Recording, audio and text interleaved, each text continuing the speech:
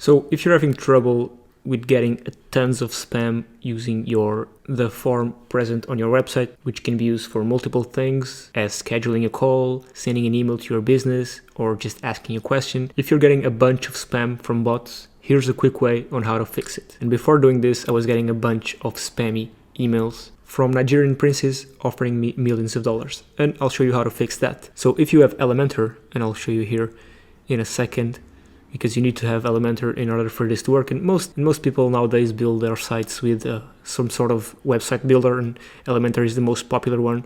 So this is if you're only using Elementor, this will work for you. You go to your contact form and add another item. So you have in this case, the name, email, message, and you add another item. This item will be a reCAPTCHA v3, which is the one I have right here. As you can see, reCAPTCHA v3. But of course you have to set this up first. You can't just do this and expect it to work. How you do it is you go here and go to integrations, and I'll have to blur this out, but basically you click on here.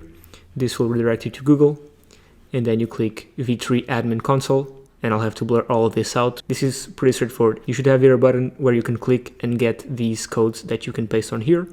And basically what you do, you paste the codes here, 2 codes that Google will give you, and hit save changes. Then when you go back to Elementor and add this new reCAPTCHA v3 item, it will finally work.